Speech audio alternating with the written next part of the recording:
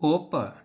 Eu sou o narrador e você está assistindo Casa na Árvore. Seja muito bem-vindo.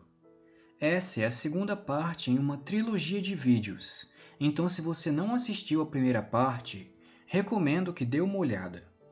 O link para o vídeo anterior vai estar na descrição.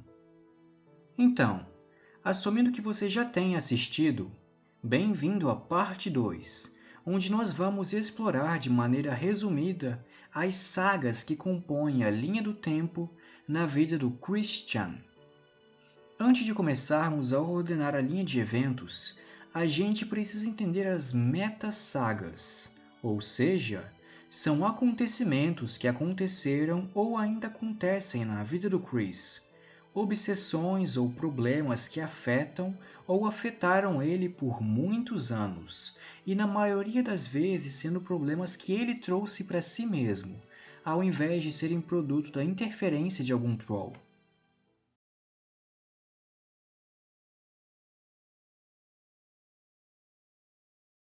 Uma dessas é a saga LoveQuest, que eu mencionei brevemente no meu último vídeo.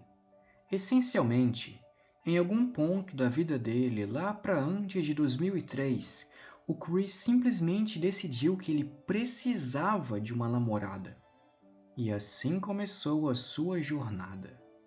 Ele se tornou obcecado em encontrar uma garota livre de namorado, um termo que ele inventou porque sempre que ele pedia uma garota para sair, ela respondia afirmando que já tinha namorado.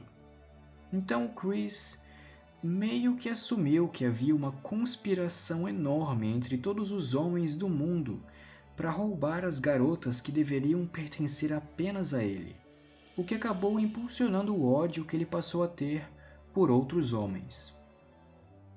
Em razão dessa obsessão do Chris com o namoro, ele foi expulso de vários estabelecimentos da cidade, incluindo o campus da faculdade onde ele costumava perambular, segurando uma placa que implorava para que alguma garota viesse falar com ele.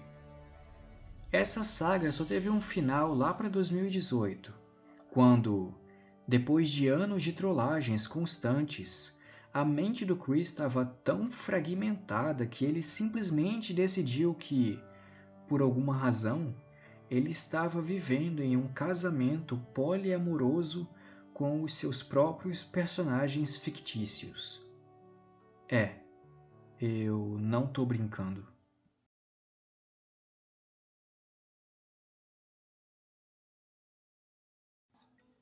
Essa é uma saga complicada e sensível de se falar sobre. Lembra que eu disse antes que o Chris começou a desenvolver um ódio por homens no geral? Bem, isso é algo que se alastrou por toda a vida dele. Eventualmente, alguns trolls começaram a perceber que o Chris não se sentia muito confortável no seu gênero como homem, e aos poucos ele começou a mudar a sua identidade.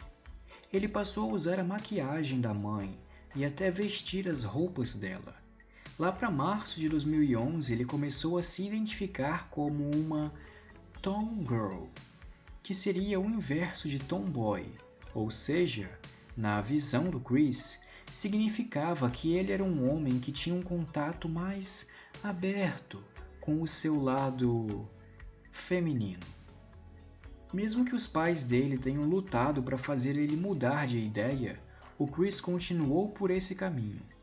Alguns anos mais tarde, ele começou a se identificar como um homem lésbica, seja lá o que isso quer dizer. E pouco tempo depois, decidiu que ele era, definitivamente, uma mulher transgênero lésbica. E é assim que ele está, atualmente.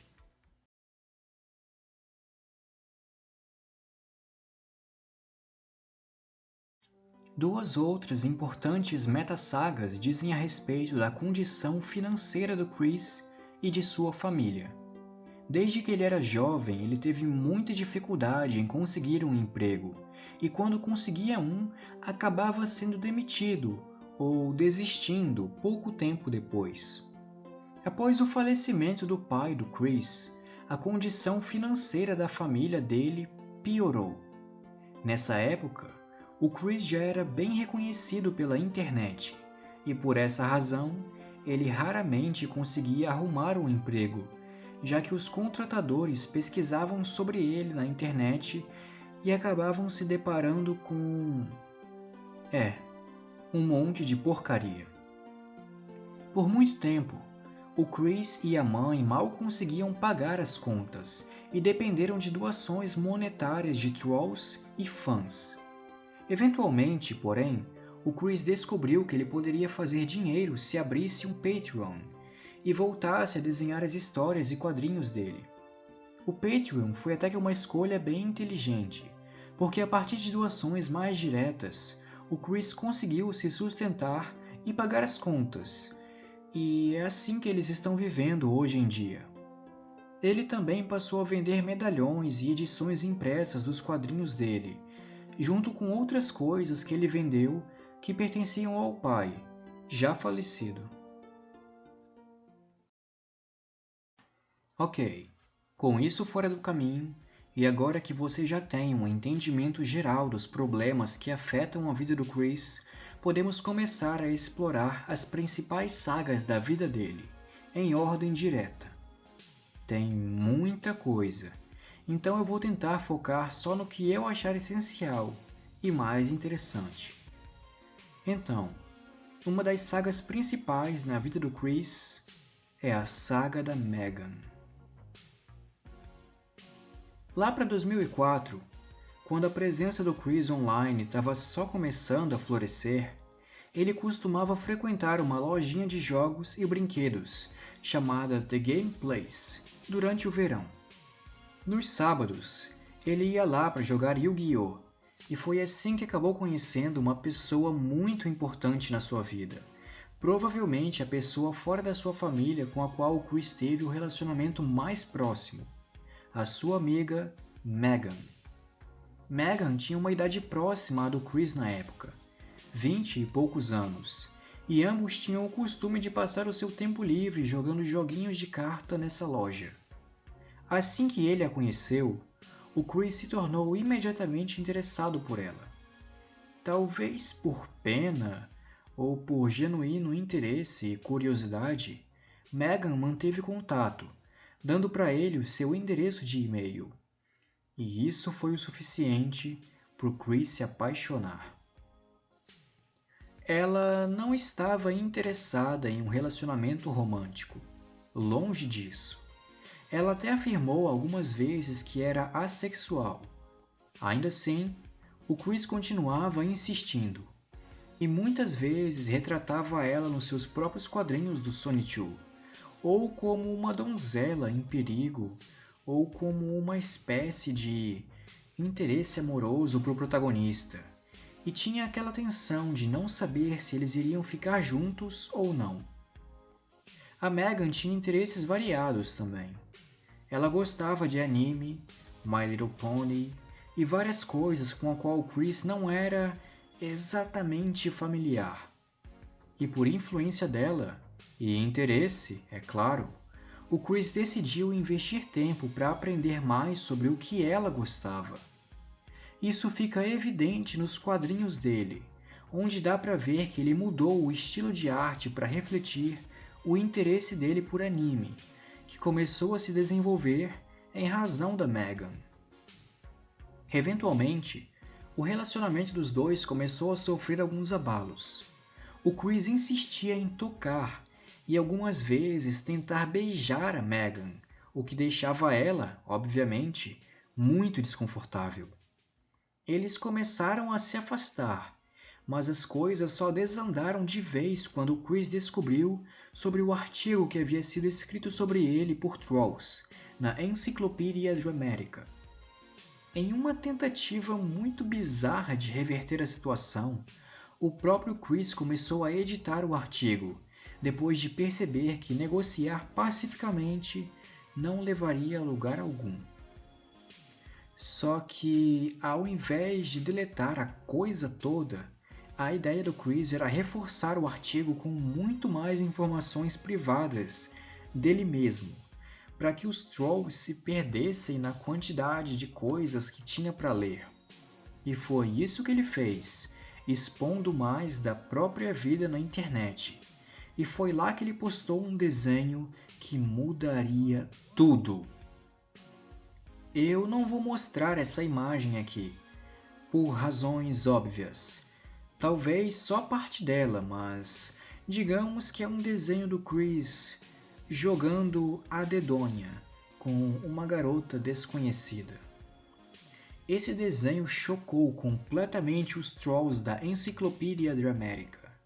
Eles não tinham certeza de quem era a garota no desenho, então eles começaram a zoar o Chris, o acusando de incesto, acreditando que a personagem que ele havia colocado era a sua irmã fictícia, Crystal, que ele havia criado para os quadrinhos do Sonic 2. O Chris, para refutar as acusações, disse que aquela garota era, na verdade, a Megan.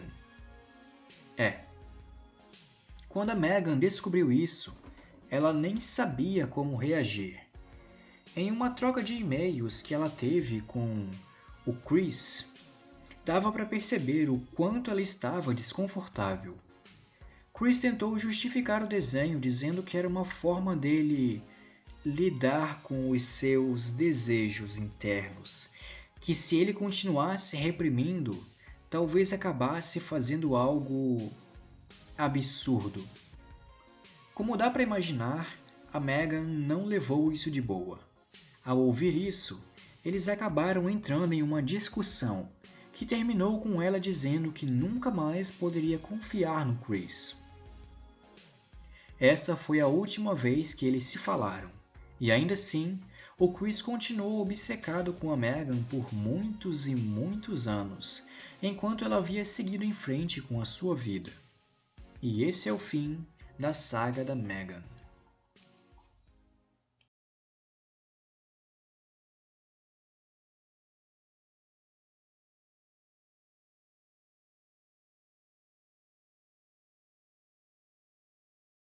Essa saga marcou o início das desventuras românticas do Christian online.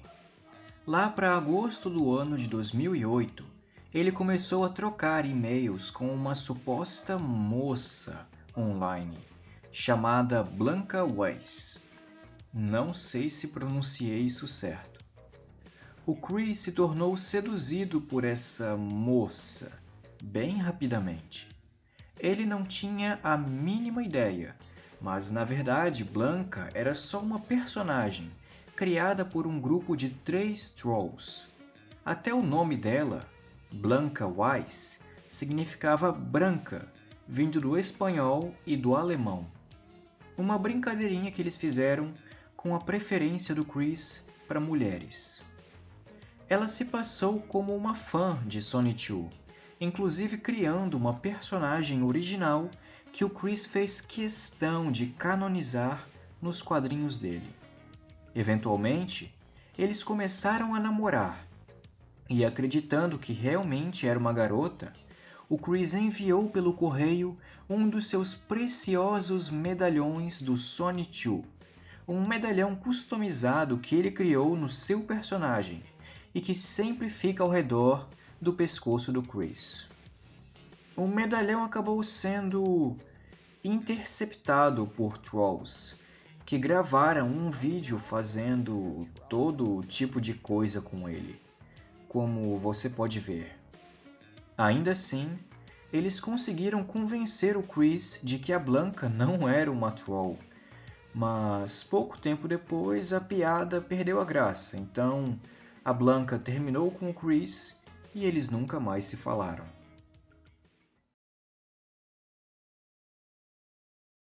Essa é uma saga até que bem interessante. Basicamente, o Game Place é a loja que o Chris costumava frequentar, junto da Megan, onde ele jogava videogames e comprava brinquedos e esse tipo de coisa. O problema é que o Chris, sendo do jeito que ele é, se meteu em confusão com o dono da loja, um homem chamado Michael Snyder. Tudo porque... bem, ele fazia muita ruaça na loja. Ele gritava com crianças quando perdia algum jogo, era muito desrespeitoso com pessoas de cor que entravam na loja e, no geral, só piorava a reputação do comércio. Em razão disso, ele foi inevitavelmente banido de frequentar a loja pelo dono dela, o tal do Michael Snyder. E como você deve imaginar, o Chris não levou isso muito bem. Ele tentou fazer um vídeo no YouTube pedindo desculpas, enviar e-mails, mas nada deu certo. Então ele passou a antagonizar o dono da loja, chamando ele de judeu e tentando reunir a sua fanbase inexistente para trollarem o pobre Michael. Nada disso deu certo. Eventualmente, a mãe do Chris acabou se envolvendo e em 2011 eles tiveram um incidente na loja que acabou dando processo e envolvendo a polícia. Os detalhes ainda não são muito claros, mas o veredito do juiz foi que o Chris e a sua mãe Bárbara fossem sentenciados a 2 anos de serviço comunitário.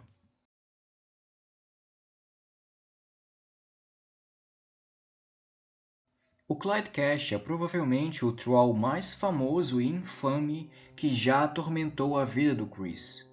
A verdadeira identidade dele é desconhecida, mas ele fingiu ter um irmão que era muito fã de Sonichu, e que ao saber que os quadrinhos não seriam mais publicados, já que o Chris ameaçou parar de escrever as histórias caso a página sobre ele na Enciclopédia Dramérica não fosse apagada, esse suposto irmão do Cash cometeu suicídio. Em razão disso, e ao perceber que o Chris não se importava muito com isso, e até ficava feliz ao saber que alguém se mataria só por gostar muito de algo que ele havia produzido, o Clyde Cash resolveu se tornar a pedra de tropeço na vida do Chris, o que levou a muitos meses de trollagem constante. Ele hackeou o website oficial do Sonichu, prometendo para o Chris que ele só devolveria se ele fizesse um vídeo afirmando que era gay. O Clyde também se fingiu de Shigeru Miyamoto em uma série de e-mails para enganar o Chris e fazer parecer que a Nintendo estava interessada em produzir um jogo baseado no Sonichu. Em um dos maiores feitos dele, ele hackeou a conta da PSN do Chris no seu PlayStation 3 e prometendo que só iria devolver se o Chris obedecesse às suas demandas, incluindo, por exemplo, limpar o próprio quarto. Ele também respondeu diretamente ao desejo do Chris de perder a virgindade por enviar uma prostituta para o endereço da casa dele, que, como você deve imaginar, não foi muito bem recebida pelos pais do Chris. O Clyde liderava um grupo de trolls que afirmavam controlar a vida do Chris Chan das sombras e trollavam ele constantemente. Um dos membros desse grupo era um adolescente de 13 anos, chamado Blue Spike, que foi além do que todos os outros trolls e cometeu um dos atos mais repugnantes e horríveis na vida do Chris. E com isso, a gente chega à saga da Julie.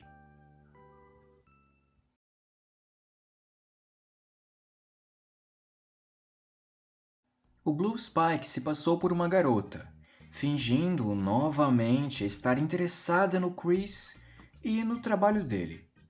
E como já é de se esperar, ele caiu como um patinho. Eles conversaram por muitas semanas, inclusive por áudio, onde o Chris falhou em reconhecer a diferença na voz de um garoto de 13 anos da de uma mulher maior de idade, como essa Julie afirmava ser. Eventualmente, o Blue Spike convenceu o Chris a gravar um infame vídeo íntimo dele com uma boneca sexual, que era só para os olhos da Julie. Esse vídeo, como é de se esperar, foi vazado na internet e até hoje é a fonte de um dos memes mais conhecidos da vida do Chris, onde ele grita "Julie" após terminar o ato. Mas não parou por aí.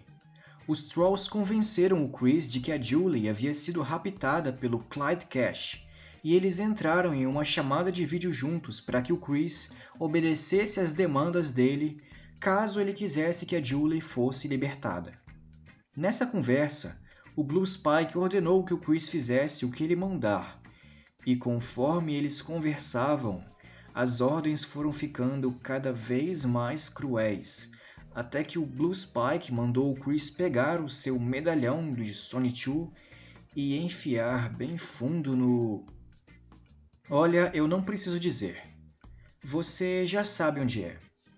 Como dá para imaginar, essa é uma das coisas mais cruéis que já fizeram com o Chris. Abusar de um homem com deficiência mental, e ainda por cima ordenado por um adolescente de 13 anos. Por essa razão, o Blue Spike é uma figura muito controversa entre os outros Trolls. Eventualmente, nessa mesma chamada, ele acabou revelando que a Julie nunca existira de verdade, e sempre foi ele por trás de tudo. Ou seja, todo o sofrimento e a tortura que o Chris teve que aguentar foi por nada.